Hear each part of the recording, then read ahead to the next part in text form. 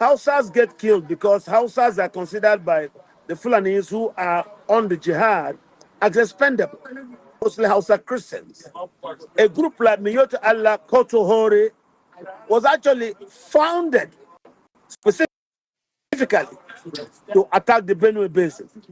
Then the places where the killing was total was in places like Southern Kaduna, places like Benue, places like Taraba, places like Plateau, because these are the middle belt areas where, because they have water along the Benue Basin and they have beautiful grasslands along the Mambila Plains. That's why the Fulani were fighting against the Kaka and the Pansa in Gembu. Nothing has changed. The frequency of the killings have increased. And that's why we believe if we don't speak up as we should, we will all be dead. When you now see that a lot of displaced Christians who didn't die are still living in IDP camps, while foreigners are now living in their ancestral homelands, this is a problem. Why is it that no modicum of assemblage of Fulanis have come publicly to speak against this? We understand how far we have borne this pain before the world now came to show interest. All right, sir. And we beg the world not to abandon us. It is their words that is now forcing reactions in Nigeria.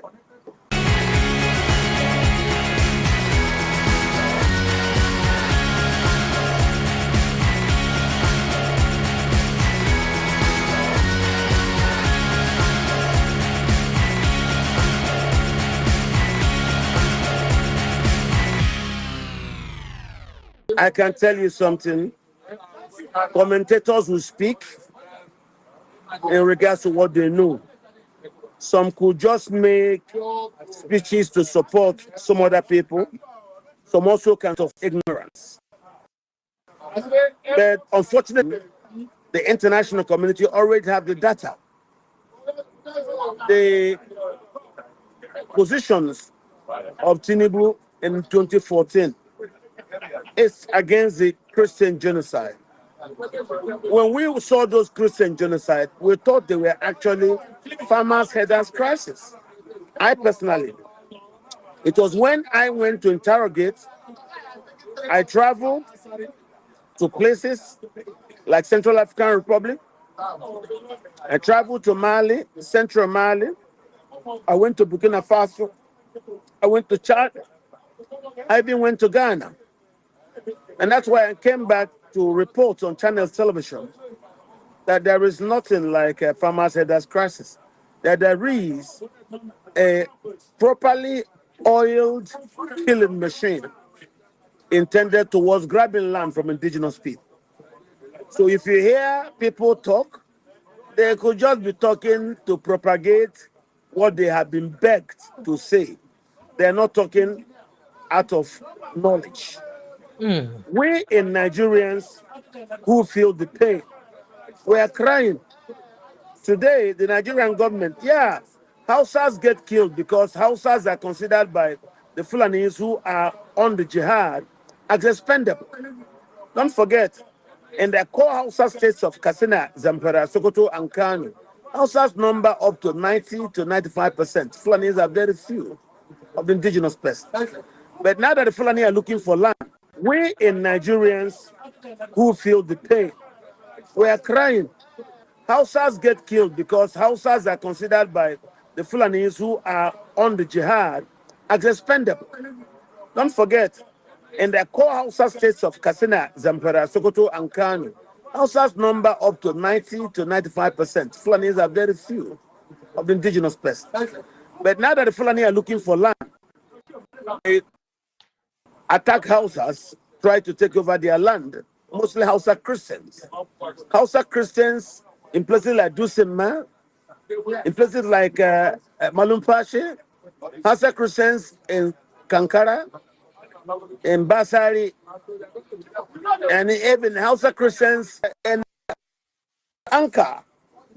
This thing that you kill Hausas does not mean that they are killing Hausa Muslims. No, they are killing Hausa Christians. Then the places where the killing was total was in places like Southern Kaduna, places like Benue, places like Taraba, places like Plateau, because these are the middle belt areas where, because they have water along the Benue Basin and they have beautiful grasslands along the Mambila Plains. That's why the Fulani were fighting against the Kaka and the Pansa in Gembu. They're also killing a lot of people in places like Satan Kaduna. Those are Christian enclaves. I repeat, the people who told you that they don't know what they're saying. International researchers already in Nigeria and they're finding out what's going on. And every day I see what's going on.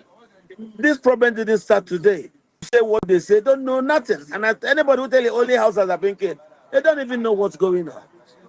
The killing, a group like Miyota Allah Kotohore was actually founded specifically to attack the Benue Basin by Abdullahi Bello Bodejo. Miyeti Allah Kotohore was established by Bello Bodejo, who is from Niger Republic, who came to Nigeria, settled in Bauchi State, but came to Nasarawa State to set up his Kautohori Mieti Allah militiamen, specifically to attack the Benue Basin. What is the offense of the TV and the Doma? Plus the Agatu. It is because they have land that has water. Just like General Danjuma said, once you have water and you have grass, the Fulani will attack you. So a lot of the places where this has been very rampant are the Christian-dominated areas. And the problem against Christians has been going on for long. Look at the problem against the Igbo, perpetrated by both Fulani Muslims and Yoruba Muslims. You might think it's a tribal. No, it's not tribal anything. It is same persecution of Christians. Igbos represent the largest body of Christians in Nigeria. And persistently, the Nigerian state, as you hear everybody say, has a problem with the Igbo. The same problem against the Igbo is being visited against the TV. The TV are 98% Christians. That 98%, about 92% of them are Catholic. They are the most densely populated Catholics in the whole of West Africa. The chiefs. So, what about Plateau, where the people belong to the Kokin Church, the Church of Christ in Nigeria? That's the transition that they took from the SIM, the Sudanese Interior Mission. And some other people are people of Equa Church. So, these things that we know it. We know it. Who are the people killing them? Muslims who chant Allahu Akbar. And once they Allahu Akbar, they start cutting off people. Whose complicity is that he was a Muslim. Tinubu was fought upon Nigerians on a Muslim ticket. So it's possible because the people killing are Muslims, he keeps quiet.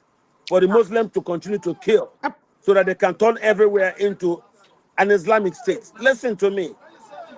We feel it, we know it. Forget about ignorant people who don't know what's going on and the things they say. It doesn't worry us. We are happy. Let the Americans come more than they've been told. And we are very hopeful. I'm in Nigeria and I'm telling you the truth. I'm not a government agent, neither am I afraid. If you don't talk, you will still be killed by the jihadists. How can anybody begin jihad in West Africa in 2025? Tell me. And you know, through the Middle Ages, jihads and the crusades were followed by genocides. It is the genocide and nature of the crusades and the jihads that force populations to succumb so that nobody kills them more. And this is the problem we have. It's the problem we have in Nigeria. All right, Sas. But okay, let me let you land your thoughts. No, please. The Fulanis are the ones perpetrating the jihad. It's a Fulani jihad across the Sahel. Our problem is, why did I specifically, I campaigned, I joined others to form obedient movement for one reason, so that we prevent by all means a Fulani from succeeding Buhari. It is existentially dangerous, because then they will be able to continue their war efforts. But you can see what has been arrested. I pray Trump's you think words. so? I know so, because I'm in Nigeria. Trump's intervention has caused Tinubu to call a lot of the Fulani leaders and say, look, this thing has to stop. You have to talk to your people to stop the killings. You If he think so doesn't now stop the killings, making me tweet I am aware that Sultan. Trump's intervention has brought so much fear. That's why you see Tinubu calling the Sultan and say, look, you are the head of this Fulani. Stop the killings. The difference is that they have lies to propagate. We have evidences. We have people who are killed. We've been crying. This is real.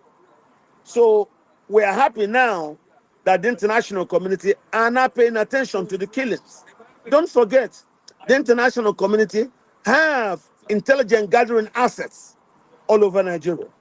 So they know what's going on. We're not asking them to come and see something new.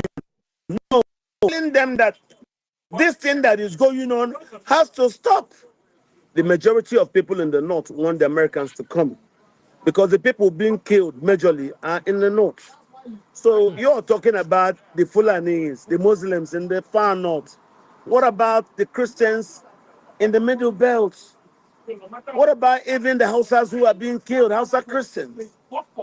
So what we are saying is, end the Christian genocide. Forget the people making noise. It took us time. We've been crying about this thing for the past decade. It is now that the world is beginning now to show interest in our cries. So it doesn't matter what anybody says. We feel very grateful to President Trump for intervening. We pray that he sustains his interest in Nigeria. Why am I going to stop telling the truth? Is it patriotic to lie? Then we all get slaughtered in the jihad? No, that's not patriotic. Because if you keep quiet, when the thief is still in your house with the gun and knife he uses to kill your people, the essence comes out is that they can shout and scream when the husband wants to kill them. People will run from the community and come there and say, oh, but now waiting, now you want to kill her? Well, what's the problem? Do you want to kill her? And that will stop. That's what we're doing. That's what we're crying for. So now, all that thing they lied to us that it was farmers aid. It's not farmers aid. There's nothing like farmers aid that crisis. Boko Haram, all that. Ask yourself, ISIS is here. ASWAP is here. So why are they here? Ask yourself, why are they here? Did they come to Nigeria to watch television? No. They all came to participate in the jihad. And that's what we are saying. Please, the world should separate from the hands of the jihadists. There's nothing big about that. It has no rocket science. Good, let them come and they will see with their own eyes what we're saying. And I tell you one basic truth. There are a lot of international investigators currently in Nigeria. Take that to the bank. I've met some in some areas in Kaduna State and some areas of Benue State. The world is now coming into Nigeria to gain first-hand knowledge as President Trump spoke to this crisis. When you now see that a lot of displaced Christians who didn't die are still living in IDP camps, while foreigners are now living in their ancestral homelands, this is a problem. How can indigenous people be driven from their areas after they've buried the dead and they cannot return home? In Plateau State, the governor says 65 are occupied, and a lot of them have their names changed. So we're not just making stories up. This is a continuation of that text you saw, the tweet you saw Tinubu make in 2014. Nothing has changed. The frequency of the killings have increased. And that's why we believe if we don't speak up as we should, we will all be dead. All right. So do you think that this threat go fit bring back an alliance between Tinubu and Northerners? You think it is possible? Don't forget the Northerners are divided. There are Northerners who fear for their life because their loved ones have been killed, and they are in the majority. The people that might have Tinubu talk to them, who are actually the people perpetrating the jihad. Our own talks is that why is it that no modicum of assemblage of Fulanis have come publicly to speak against this? Look, it is still part of their takia. They're very deceptive thing.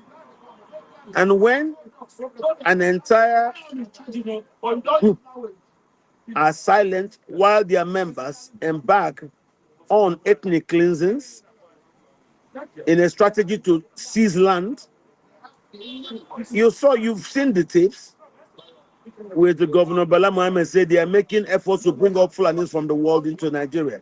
These tapes are still there. They are not made up. The videos are there. So you saw the video of when the presidential spokesman Adesina came to television to say Nigerians should consider giving up their land or they would live their life. They will lose their life trying to keep the land.